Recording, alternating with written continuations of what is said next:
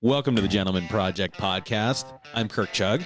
And I'm Corey Moore. Today we have a good friend of mine, Earl Hurst, in the studio, sometimes affectionately known in my world as Earl the Pearl. We are way excited to have you. It's been a little while since I saw Earl. I used to see him like every week. It's been a little while, so seeing his smiling face in here is just awesome. So Earl, thanks for being with us. Well, Corey, thank you guys. It's a great invitation. As I said, it's been a while since we connected, and so it's an honor and a privilege to be with you today. I'm looking forward to this conversation. So everybody needs to know that this is day 3 of Earl's retirement. Day 3. He just retired. What are you doing in the next 2 days? Golf 2 days in a row. I mean, this is the way life should be, right? This is awesome. I have to say, I've known Earl for a long time. I mean, at least 15 years, probably. Yeah, at least maybe 20. He looks the same. Yeah. He looks the same as the day I met him. What's going on with that? Little gray hair than before. Maybe, but anyway. He looks basically the same. So Earl, give the audience, the listeners, a little bit of context on maybe your career, and then after that, a little bit of your family makeup today. Sure. No, thank you. So I spent the last 8 years in the healthcare world, and did a lot of different things in that space. Worked for large insurance companies to brokerage and consulting firms. Also started 3 different healthcare companies of my own. So all those experiences really opened my eyes and ears related to our healthcare delivery system and how to make it better, how to care for people better, how to treat people better. So I look back on that 38 plus years, very rewarding. I tried to make a difference in our world and really help people live better lives. And that was really why I chose that career path. And stayed in it for 38 years. 38 years, I know. Healthcare, it's like, geez, hard to think that's been that long, but a lot of great life lessons learned in that experience as well. So tell us about your family now. So my lovely wife, Sandy, and I have been married now for 40 years. Hard to believe. We met that milestone. He doesn't look that old. I know that. So quick story on that. We celebrated this past April, and we were at a downtown restaurant here in Salt Lake City. And the waiter that was attending to the table next to us approached this young couple and asked, "Are you celebrating something special?" And that young couple said, "Well, why, yes. We're celebrating 12 months of dating." And I was like, well, how come our waiter didn't ask us if we were celebrating anything special? And long story short, I said, well, if he would have asked us, my response would have been, we're here celebrating 6 months of dating and 40 years of marriage. So, but no, Sandy is obviously incredible person. She makes me better every day. She is the most patient person on the planet. And you know me, Corey, well enough to know that Sandy's had to be patient over those 40 years. We were blessed with 5 children. We started off with 4 boys, and we got a girl at the end. And I always joked with Sandy, if number 5 would not have been a girl, number 6 would have been, because we would adopt it. Made sure we got that girl. But all my children now are married. They are all gainfully employed. We now have 9 grandchildren and counting, and just have been really blessed with incredible kids who have embarked now on their own journey of being parents and providers for their families. That's what we would love to talk about. If you've got 5 gainfully employed, self-sufficient children, that obviously you did something right when you were bringing these kids up. So we usually start with what makes you you. Who was your mentor that taught you some of the things that then you turned around and taught to your children that made them who they are? Obviously had wonderful parents myself. And I think the greatest value, and by the way, we're not perfect as parents, none of us are, and my parents weren't perfect either. But one thing my parents taught me was the value of work and associated with accountability. And so I remember times growing up when, I was supposed to be out pulling weeds and I wasn't pulling weeds. And my mother, who was a 4'11", strong lady, would get out this wooden spoon and she would say, you get out there and you you pull your weeds. That's your responsibility. So The spoon made her taller. The spoon made her much bigger, and I was afraid of that wooden spoon. And I'll say she never used it on me, but the wooden spoon came out from time to time. But I think the value of work taught to me at a very early age from my parents was significant. And then I really want to give credit to my high school basketball coach.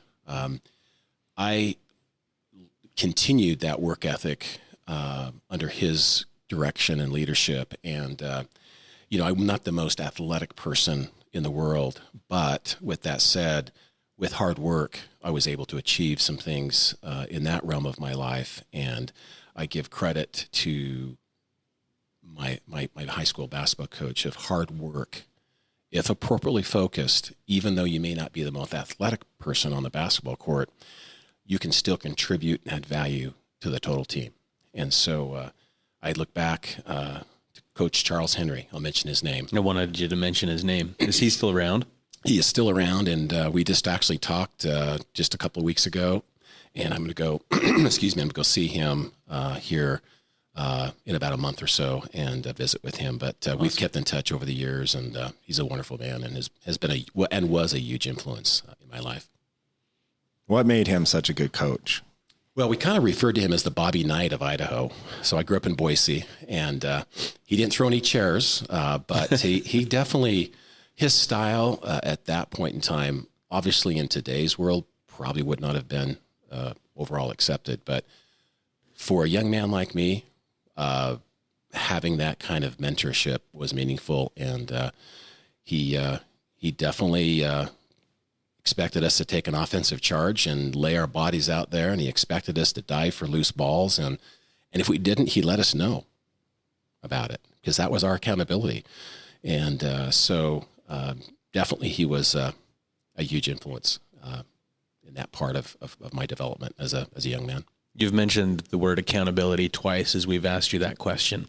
That's probably played a pretty major role in how you taught accountability to your kids, because they're now self-sufficient and, like you said, gainfully employed. They're not failure to launch kids. So how did you teach accountability to your kids? What were the day-to-day practices that you guys had in your home? Great question. And, what I'll share with you today, may have worked for my family and may not work for other families. And 100%. So that's what I really love about your podcast is the sharing of ideas about parenthood, fatherhood. I think it's wonderful that we're sharing ideas. So what I'll share with you may not apply to others, but it worked for our family. So as I kind of took that work ethic, that value of work early on with my children, taught them that they had chores and it was expected that those had to be done, right? And it was not okay if they didn't accomplish that. Now, I wasn't hard-nosed to, oh my gosh, you didn't make your bed today, so you're grounded for 3 weeks. I wasn't that kind of parent. But one of the lessons that I think I'll just share in today's podcast, we did talk about the value of education early on with our children and the importance of getting a good education and how that would, in their lifelong pursuit, help them. And so when our kids reached the 9th grade, we shared with them, now guys, you spent the first 8 years in elementary school and these first 2 years in junior high, but now your grades really do count in the 9th grade, right? They go towards your GPA for your college admission review and those kind of things. So at that stage, when they entered the 9th grade, we sat down with them and talked about how important it was for them if they wanted to pursue an education. And we, of course, guided them why that would be something they would want to consider. We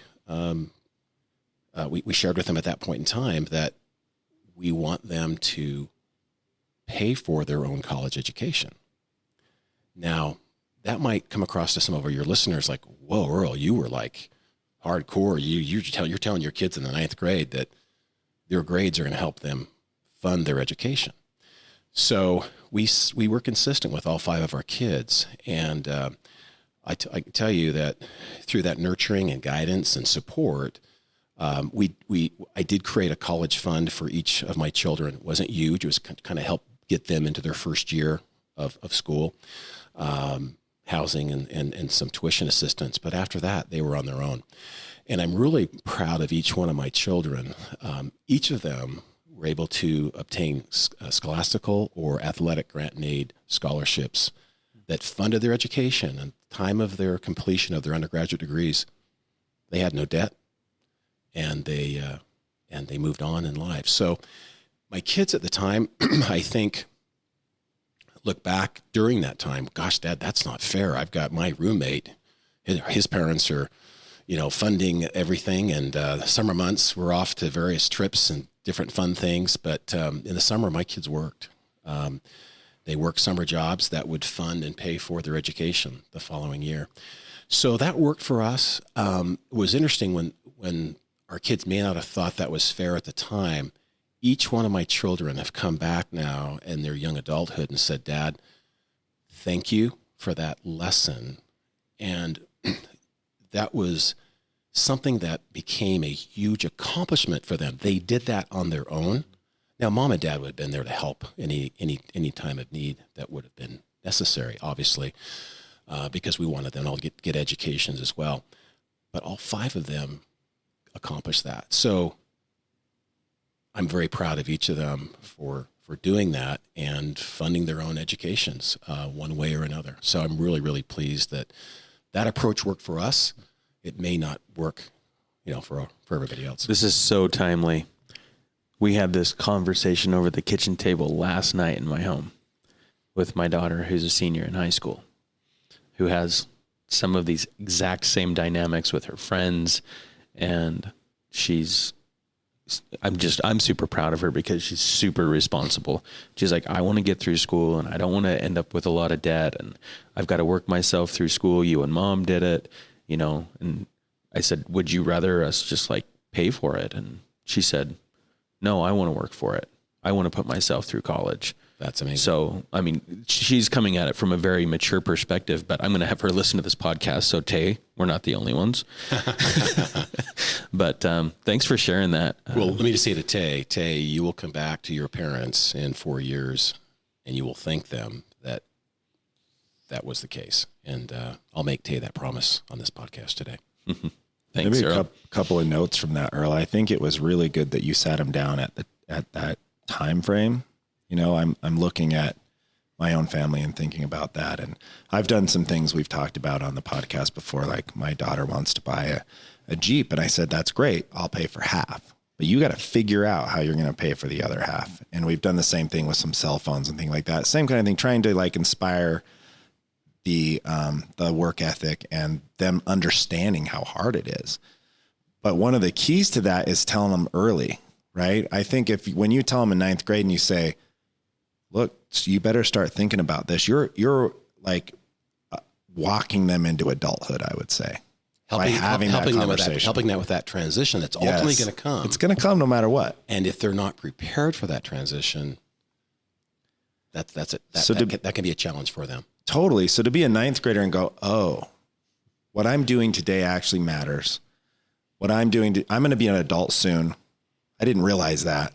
That conversation had to be, fairly impactful. And then, you back it up over time. And anyway, I think that's a great tool that you used there and a very cool thing that you did with your family. I haven't heard exactly done that way. I've heard other ways of going about it. I really like that. Are there other things like that like maybe some tricks of the trade or things that you did with your kids that you feel like the listeners would be interested in?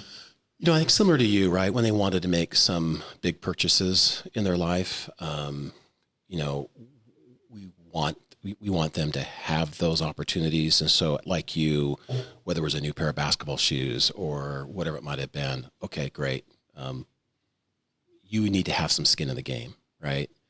Because I think in some cases, and I'm being very general here and trying to stay away from politics in this conversation, we need to get out of this entitlement kind of feeling as parents to our own children. But even in our society, sometimes these kids, graduated from college and they're collecting frequent stayer points at our homes until their 30s, right, or maybe longer. And I'm not criticizing that. Don't misunderstand me at all.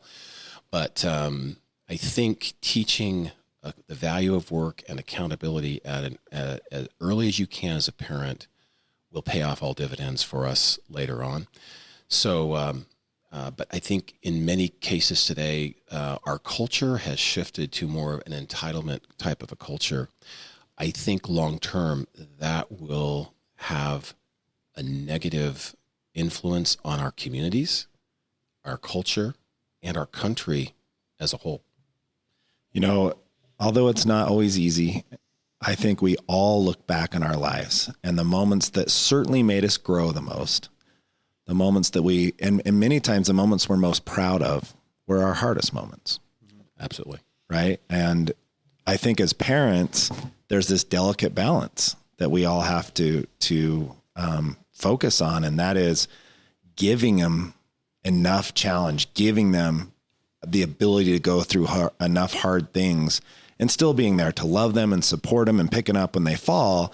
I think that's a very important thing to do as a parent. And that's kind of what we're talking about here. And I do see a lot of parents that are just yes parents today. And again, maybe their kids will turn out way better than mine. I'm doing my best. But the point is that I just see a lot of kids, especially, these junior high school kids where they've never been said no to.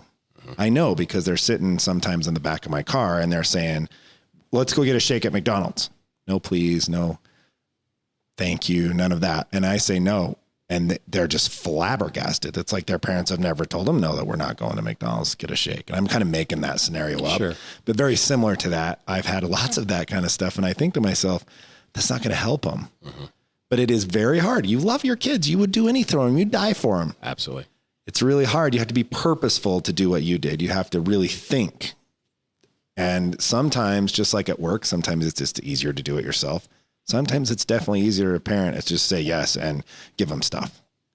Totally agreed. I think I'd add to that, Corey. What you said is so spot on. But what I would add to that is all 5 of my children are each unique individuals, right? And so the aspect of parenting, as much as an art as it is, okay, well, I did this with my oldest son, so I got to do the exact same thing for number 2, number 3, number 4, number 5. Each one of your children, as a parent, you need to recognize that they are all unique individuals, and their different thresholds are going to be different. And so that's where that art of, of parenting becomes essential. Because what worked with number 1 may need to be tweaked, for number 2. So, but I like what you said also about accomplishing hard things, right? One hard thing for one child might be devastating for another. So it's that parental balancing, I think, that we have to be thinking about. I think about my time with my kids, and you and I have talked to our golf balls a lot about trying to go into the cup, right? Well, I kind of think about parenting. Sometimes kids are like golf balls. They don't listen. And so we have to then say, when they don't listen, how do we help them experience potential failure? Now, we're not going to say, well, gosh, we hope you have a serious accident here if you do this. We're not, as parents, going to do that. But where's that balance of letting them experience it versus being that, I guess the term used, a helicopter parent that is always hovering, and we're so worried, we can't let our son or daughter fail here. And sometimes as parents, and by the way, I wasn't perfect in this, and if my kids listen to this, they'll say, yeah, Dad, I can remember a lot of those things where you weren't perfect, but some of the failures that my children had, or tough experiences, help them become stronger and make better decisions the next time. And so I think as parents, how do we do that? How do we balance that? How do we create that environment that you want to give them a little bit of, you want to give them rope, but you don't want to give them all the rope. You want to be able to have a little bit of a little bit of tautness, if that's the right term, with that rope, but let them make their own decisions. Because if we don't let them make their own decisions as an 8-year-old or a 16-year-old or a 21-year-old, they won't know how to make decisions in their young adulthood. And they become dependent upon, well, gosh, Dad, what should I do here? What should I do there? Best thing I think we can say is start helping them make decisions early on as possible. I love this idea, and I had kind of this term coined come into my head. This is dynamic parenting is what you're talking about. No kid is the same as the next, and being able to have that rope in your hand and be able to adjust on the fly. Really all we're talking about is taking an idea that may be shared on the podcast. If you're listening, trying it out. If it fails, try something else. Don't give up. And that dynamic parenting aspect of not everything is going to work the first time you try this, and making sure that you realize that no kid is the same. No family is the same. That's why we do these so often. There's not one podcast that has all the answers. One thing that I really loved that you said, and Corey brought it up earlier, was we're forged out of our challenges, out of the times in our lives that we feel kind of beat down. And I'm sure that there's a lot of people listening to the podcast that might feel that way right now. And one of the things that we want to try to do on the podcast is never put ourselves or our guests on a pedestal, like do what I did because I was perfect. Absolutely. So I'm going to ask you a vulnerable question. Yep. Can you tell us a time in your fatherhood or grandfatherhood experience that you felt that way, that you were down, disconnected, feeling like a failure as a father, and what you learned from that experience? Yeah, I'll search for maybe a specific example, but I know there were times with my children as we were nurturing them, in our home, that was a mistake. And I think sometimes we need to also acknowledge to our children when we make a mistake as a parent. And while maybe I wasn't perfect at that, I always tried to go back to my children by saying, hey, you know what? Dad was wrong here, and I apologize. Let's figure out some additional common ground. And I think think about us as parents. Each of you think about the first child you had, and you're in the hospital and you're holding that beautiful brand new baby in your arms. I remember the mantle of fatherhood all of a sudden was placed upon my shoulders, and the thought was, I've never been a dad before. How am I going to do this? And so I think as dads, as parents, as fathers, this whole experience is almost on-the-job training, right? And that's what I'm saying. What worked with child number one, don't necessarily try to apply that to child number two. Think about each child individually. And because I know I made mistakes in my parenting, all of us have, all of us will, and continue to, but acknowledge those mistakes, and acknowledge those mistakes with your children. I think that's where that trust factor of a parent and a child, because when they know you really want what is best for them, and they believe that, and then you also acknowledge when maybe you did make a mistake, I really think that creates a bond that builds over time. So does that help in responding to your question? No, I think that's great. I think I've done that. It's like the only thing I'm good at is apologizing. I'm sorry. Well, there's a song. I listen to country music. There's a song on the radio called "A Good Old Man," and one of the lines in that song is he's teaching his kid how to be a good kid. Yeah. And he said he'll know how to say I'm sorry because he'll hear that from me. Yeah, that's great. Well, the country song my children always came back to me with was, "What were you thinking?" That song. Come on, Yeah. Dad. What were you thinking? It's a Colin Ray song. Yeah. I think the knowing that we've learned over time on the podcast, giving unconditional love, right? Even when your kids mess up, right? So you can be mad at your kids and show them unconditional love. I think I've been better at that since the Mark Massey one.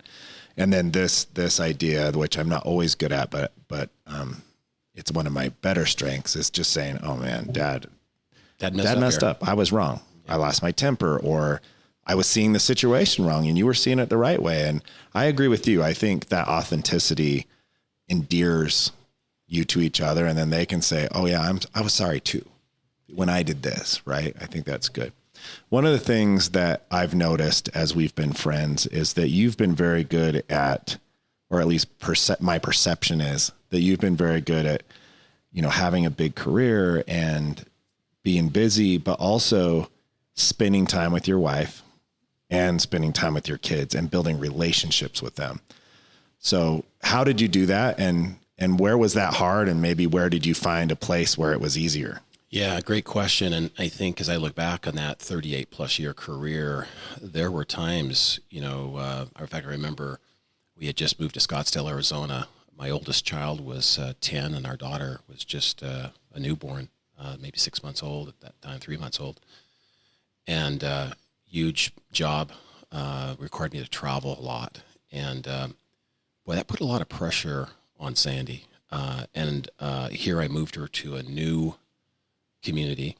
And she developed some great friends over time. But, I put my wife on an island. And I think back how she worked through that. I know it was really hard for her because I was at that time probably traveling 3 of the 4 weeks a month, 2 nights away, kind of thing. And when you have 5 kids under the age of 10 and you've got everything from Cub Scouts to soccer practice to whatever it might be, that time I look back and I didn't fully realize it then, but I realized it later in life, how much I put on my wife's shoulders. And that's why I'm so ever grateful for what she did during that time of our life. She was so supportive of my career and my career growth, but at that point, it put more pressure on her as a parent.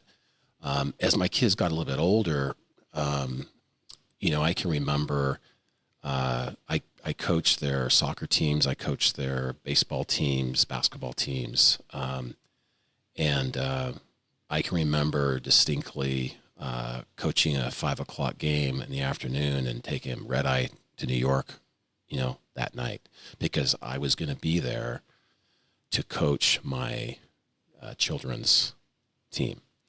I go back to my third son who played high school and collegiate basketball, and I missed one game that he played in his high school career, and I just made sure that I was there for my children when I could be, and there were times I couldn't be because of other responsibilities, but I tried to make that a priority and work my work schedule around some of those key parent things in their lives that were important, right? If they were receiving an award, well, I guess I'll be taking a red eye tonight because I'm going to be there to see them get this award, or it's another soccer game or another basketball game or baseball game, whatever it might be. I really tried to do that. And that was a juggling act. And I tell you, that put a lot of pressure on me to figure how to navigate through that process.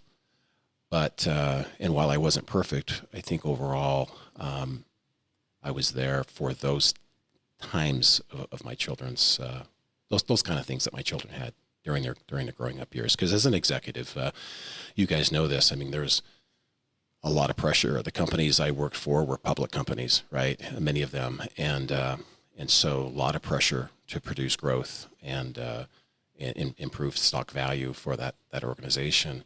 And so managing that pressure, being a father, trying to be there for my children was a balancing act, for me. And those were some hard times. And I mentioned the hard time for Sandy too, during when our family was really young.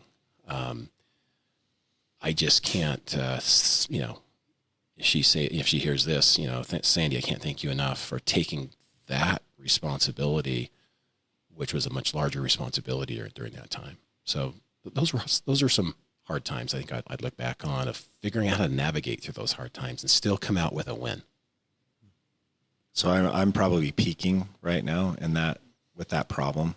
Like, I'm busier than I've ever been at work and traveling probably more than I've ever traveled. And so I appreciate what you said. And my poor wife, same kind of thing, is like, you're going out of town again. And when are you going out of town next time? And how am I going to take the kids from here to here? And, and I, like you, I'm trying to be there for the important things and trying to juggle my schedule around when my wife most needs me and things like that. Yep. Did you communicate with your wife a lot about, is this working for you? Is it not working for you? I mean, I'm trying to glean from you right now, like what can I do to help my wife? What can I do to make sure that I'm communicating with my kids that I'm going to be there for this, but I can't be there for that. And this is why. I don't know, just any more insight there. Yeah, I think we tried our best. I definitely wasn't perfect about it because, as you know, in the executive world, you try to plan your travel out, so you can kind of say, hey, I'm going to be gone Tuesday through Thursday this week, Monday through Wednesday this following week.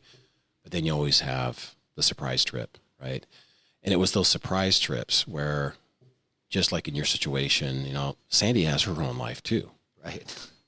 And yeah, so, exactly. So I look back and I go, gosh, maybe I put too much on, hey, I was the guy. I was the most important here. I'm the one that's, the breadwinner, and I'm the one that's earning, the money for the family so we can live the life we want to live. But I would say, if there's any looking back, my advice to your listeners would be, recognize your wife has her own life too. And I did not do as good of a job in acknowledging or recognizing that early on in my career, because I thought, geez, well, I got to be the most important part of this because I'm the guy that's earning a living for the family. But I would say to your listeners, recognize and acknowledge that your wives have their own lives too, and you've got to give them the space they need. Right.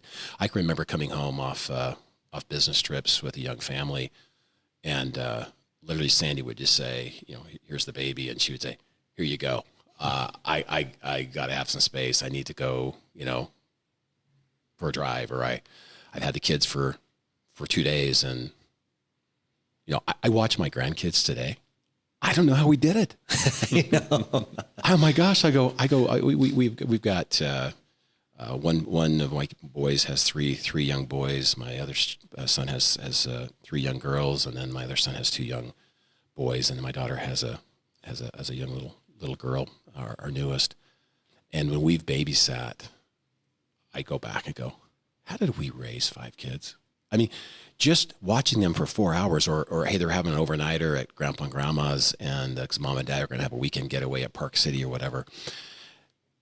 I'm exhausted. I am tired. And it's like, how did we raise 5 kids? And so I think back on when Sandy was home alone with the 5 kids and they were young, she took on a lot. And I probably, as a dad and as a father and as a husband, I didn't acknowledge that as much as I needed to. And I didn't even recognize it as I recognize it now, hindsight being 2020. So listeners, with young families, you travel a lot. Your wives need space. They need to live their own lives. Do what you can when you're in town to take those kids and let your wife have some air. I had a really good conversation with one of my clients this week, and he was pulling dad duty while his wife was, she's an actress, and she was shooting a movie out of town. And they have a little girl who's 18 months old. And he said, we had this conversation at his home yesterday, I think it was. And he said, I want my wife to live her life because that's what I'm going to tell my daughter to do. And her main mentor in her life is going to be her mother. So having that identity of you don't give up your entire identity when you become a mother. It does become a gigantic portion of your life and what you do, just like it is when you become a father, but doesn't mean they have to leave their identity behind. Mm-hmm. And so he was purposefully going out of his way to make sure that his wife could go do those things that makes her who she is.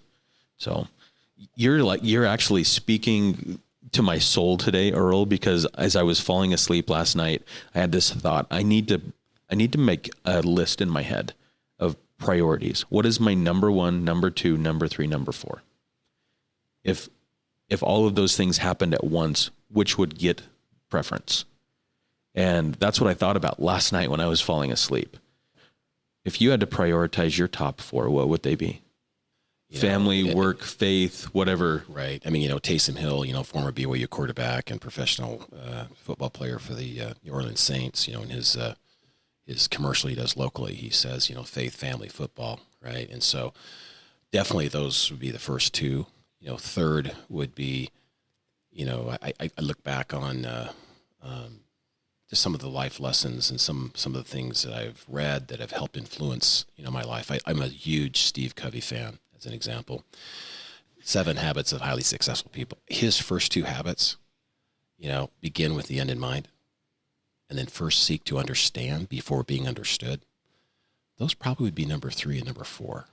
And then after that would probably be Mexican food, golf. No, just kidding. But I think, those 2 habits, I mean, he's got, those other habits, but those first 2 habits, I'll say, have influenced my professional life and influenced my relationship with my wife, and of course my relationship with my children. Those are 2 habits that I think all of us need to think about, beginning with the end in mind and first seek to understand before being understood. Let me ask you something that only someone who knows you could ask you this question. And that is just more about your personality and maybe where it came from. So Earl can step into a boardroom and talk shop, healthcare shop, as well as anyone I know, and can be the consummate professional. But you also don't take yourself too serious. He can also be the most fun guy in the room or on the golf course or whatever. And I think I find myself attracted to those type of people, right? Who are really good at their craft and can be extremely serious, and at the same time don't take themselves too serious and are super fun and outgoing. And I find myself attracted to that. What do you think made you that way? Because I know you are that way. No, and that's a nice compliment, Corey, and thank you. I think that if our egos are so large about our own selves, then pop your bubble. You're no more important than the guy sitting next to you, right? And I think as you treat people, as you treat your kids and your wife and your family and others you come in contact with, in my life, I've always stayed away from, there's a pecking order here. I'm the president and you're the administrative assistant, right? I always have tried to do my best in treating my administrative assistant the same way I would treat one of my vice presidents. And I don't view a hierarchy order of, I treat this guy better than I treat this guy because, he's in a different role or different position within the community. So I think I've always tried to do that. And I think people really value that type of approach from people because if you get caught up in this hierarchy world, then you're, in my opinion, you're fabricating who you really are. So I would probably kind of land on that one, Corey. So is there anything that you did with your kids? Because I'm trying to teach my kids that same kind of thing. Like, respect everyone. Yeah. And be kind to everyone. Exactly. And also, don't take yourself too serious. Exactly. And I'm not sure how other than I talk to them about it and I try to live my life that way. I'm not sure if I'm doing anything proactive or on purpose with them with that. And so maybe from either of you, is there anything that you've ever done with your kids other than just be an example to them of that kind of respect and having fun at the same time? I would say my dad was huge on respect, not necessarily to him, but to other people. Right. And so that was instilled in me in an early time. And, I've always, in fact, my kids, if they're going to listen to this, will probably laugh. I always brought up the word interpersonal relationships are the most important thing that you will create or develop in your life. And we had this little, I used to call it IPR, interpersonal relationships. And I'd always say, if I saw them acting in a certain way, I would say IPR. And they knew what that meant. And they knew maybe they potentially crossed the line on how they treated a friend or a teammate. a teammate may have made a bad pass, or maybe their friend said something to them, might have offended them. I always said, hey, IPR. And that hopefully brought them back to thinking about how they treat other people and, respect of other people. Other people may not subscribe to the same way that I live my life or you live your lives, especially in today's world. We need to love everybody and be respectful to everybody. And even though that their life may not align with mine or theirs with the other way around, having that mutual respect, we might agree to disagree, and that's okay. But I'm not going to be in your face trying to convince you otherwise, or please don't try to do that to me. I respect you for your feelings and your position. We may agree to disagree, but have that mutual respect. I love IPR. IPR, that's a new one. I like that. I like that a lot. I might try that one. My kids would say mine is situational awareness. That's maybe I need to refocus here. But I love IPR because to me it's shorthand for remember what's important. Right? Your relationship Personal relationships is going to be the most valuable. Well, we're winding up already. That went fast. Time just flew by. This is too much fun. Can we just keep going? Can we just do this again? We'll just do it again. Yeah, let's record 2 podcasts. we could just keep going with Earl. At the end of every podcast, you know this because you've listened to the podcast, we ask everyone what they think it means to be a gentleman and define that. No 2 answers have been the same, and that's the magic of this question.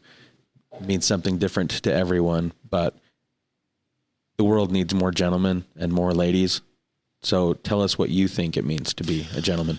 I'll go back just in that last little segment we were talking about. I think being a true gentleman is respecting other people and being in a position to acknowledge that everyone's different. And being a true gentleman is acknowledging that, but also just embracing the fact that no 2 of us are alike. And as we continue to embark on this journey of life, I hope that when the day comes that, I'm no longer on the face of the earth, that people will come back and say, Earl Hurst, was not, I would rather be remembered by saying Earl Hurst wasn't just a great healthcare executive or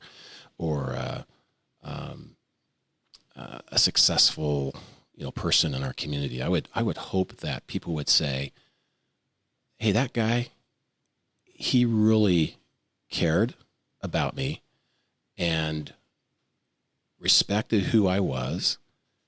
And to me, that would be the most rewarding thing, that people would look at me and say, hey, that guy really cared and he really was objective. Now, by the way, people, I'm not perfect and have made several mistakes, but that's what I'm striving for, is to be that true gentleman, is to have the level of respect for other people that may not subscribe exactly to what I subscribe to. I love it. What you want people to say about you at your funeral, right? That's always a great question to ask yourself. The greatest compliment. He was a gentleman. Yeah, he was a gentleman. Okay, one story, if we weave this in.